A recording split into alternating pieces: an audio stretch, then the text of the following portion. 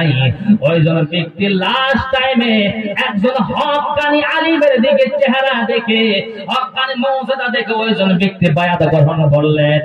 করার পর ওইজন ব্যক্তি বলে, রাওয়ায়াতের ভিতরে লেখে বলে, আমি তখন বায়াত গ্রহণ করলাম, করার পরে আমি রোজাও রেখেছি, হজ করেছি, সমস্ত বস্তুই করেছি, কিন্তু আমি একটা বস্তু পেয়ারে মুসলমান বাবারে, ওইজন ব্যক্তি বলে আমি সমস্ত বস্তু করলাম, বায়াত গ্রহণ করলাম, তারপরে একদিন স্বপ্নে দেখে আল্লাহর নবী আমাকে মদিনায় যাওয়ার ডাক দিয়া দিয়েছে। পেয়ারে মুসলমান বাবা, ওইজন ব্যক্তি কয়েকদিন পর নিয়ত করলো যে আমি মক্কা মদিনা যাব, আবার আমার কাছে টাকা পয়সা নাই, আমি আবার মক্কা মদিনায় যাব। এমনি সময় উনির কাছে ছিল 20 আনা, অর্থাৎ হলো 20 টাকা ছিল আগের জামানার ভিতরে। এখন তো পয়সার দাম আমাদের কাছে বহুত কম, আগের জামানার ভিতরে 20 টাকা আজকে 1 লাখ হয়ে যাবে বিয়ারে মুসলমান। ওইজন ব্যক্তি 20 টাকা নিয়ে বাড়ির থেকে রওনা দিলেন মক্কা শরীফে, মক্কা মুকাররমায় যাওয়ার জন্য রওনা দিলেন। যাওয়ার পর মক্কায় যাওয়ার আগ মুহূর্তে ওইজন ব্যক্তির 20 টাকা থেকে 10 টাকা নিজে খরচ করে রুটি খাইছে। আওয়াজ দেন, কি খাইছে?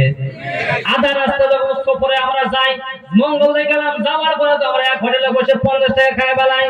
ওইজন ব্যক্তি মক্কায় যাওয়ার সময় মক্কায় পায় নাই, আধা রাস্তা গিয়েছে, ওই টাইমে অল্প রুটি খাইলেন, খানা খাইলেন, পেটটা ঠান্ডা হয়ে গেল, পেট ভরে গেল। তারপরে ওইজন ব্যক্তির সাথে 20 টাকা থেকে 10 টাকা শেষ হয়ে গেল। ওইজন ব্যক্তি মক্কায় পৌঁছে গেল। যাওয়ার পর মক্কার ভিতরে আল্লাহর ঘর তাওয়াফ করল, লাব্বাইক ইয়া, আল্লাহর ঘর তাওয়াফ করলো, লাব্বাইক আল্লাহুম্মা লাব্বাইক, লাব্বাইক লা শারীকা লাকা লাব্বাইক, ইন্নাল হামদা ওয়া নি'মাতা লাকা ওয়াল মুলক লা শারীকা লাকা লাব্বাইক। এই দোয়া পড়ে ওই মানুষটা আল্লাহর ঘর তাওয়াফ করতে আছে, করতে করতে তারপরে মনে হলো যে আল্লাহর ঘর তাওয়াফ করলাম, এখন যে কাবার যে কাবা আছে, ওই কাবাও জিয়ারত করা দরকার আছে না নাই?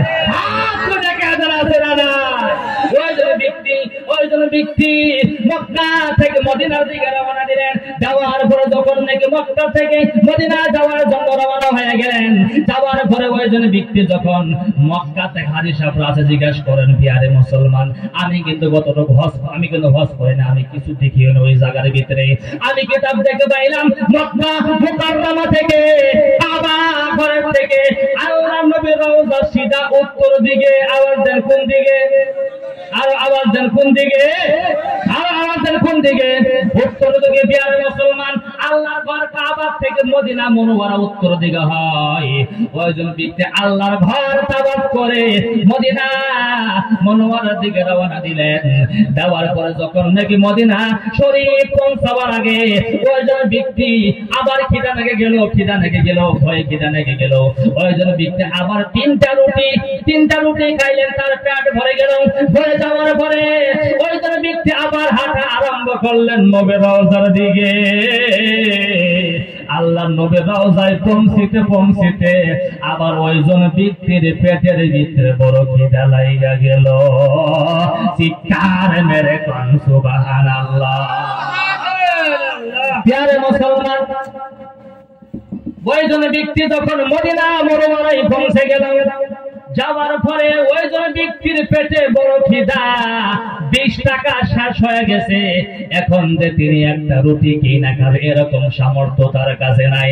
ওইজন ব্যক্তি আল্লাহর নবীর রওজার কিনারায় যায় বলে, ইয়া রাসূলুল্লাহ, হাবিবাল্লাহ, হুজুর, আমার পেটে বড় খিদা, আমি অমুক জায়গা ইরাক থেকে এসেছি আপনার রওজা জিয়ারত করার জন্য, আমার কাছে একটা টাকাও নাই হুজুর, আমার পেটে বড় খিদা, আমি হাঁটতে পারি না, আমি তো পেট বিষাইতে আছে, আমার খিদার চোদ নেই। আল্লাহর নবী হাদিসের ভিতরে বলে, ওইজন ব্যক্তির খিদার ছুটে আল্লাহর নবীর হারা গুম্বাদ খাজরা ধরে, ওইজন ব্যক্তি আল্লাহর নবীর রওজা গুম্বাদ ধরে খিদার চোদনে ওইজন ব্যক্তিরা বসে গেলেন, হাঁটতে পারে না, বসে গেলেন। আল্লাহর নবীর রওজা ধরে বসে গেলেন। যাওয়ার পরে প্রিয় মুসলমান বাবারে, আল্লাহ নবীর রওজা গুম্বাদ ধরে যখন আশিক রাসূল তো বসে গেলেন, যাওয়ার পরে আমি হাদিসের ভিতরে পাইলাম রে বাবা,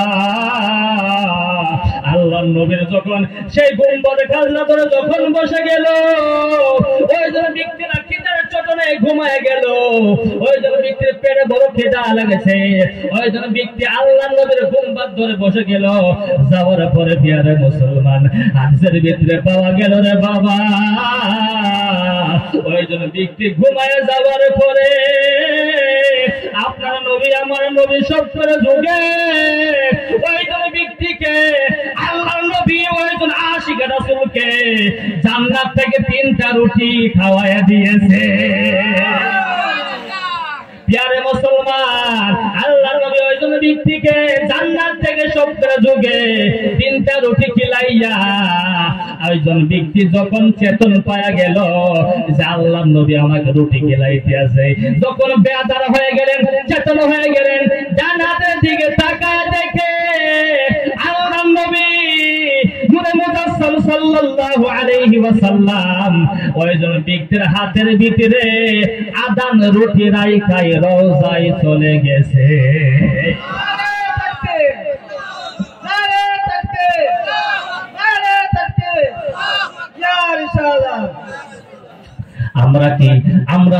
আমরা যদি নবীর আশিক হয়ে থাকি তাহলে কি সেই নবীর রওজায় যাওয়ার আশা আসে না? নাই।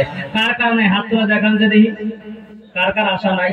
আশা নাই আছে, উল্টা পয়সা বল না।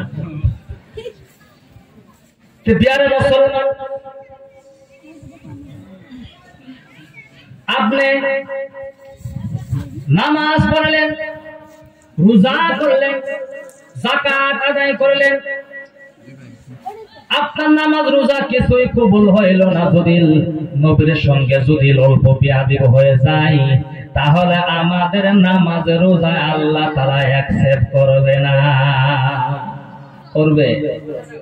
করবে বাবা? করবেন একবার? প্রিয় মুসলমান বাবা,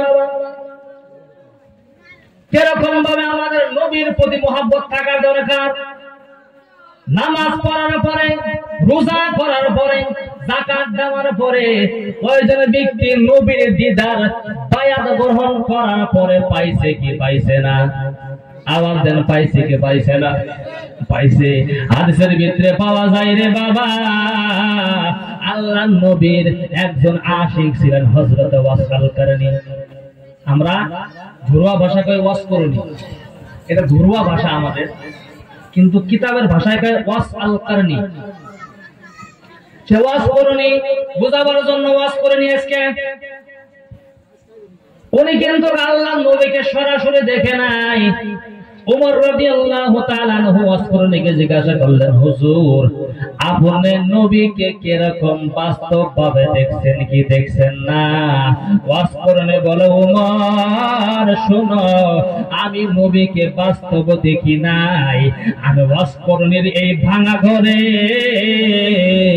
আল্লাহ নবী ফজর থেকে নিয়ে আসর পর্যন্ত ওয়াস করনির এই ভাঙা ঘরে 2 বার করে আগমন করেছেন।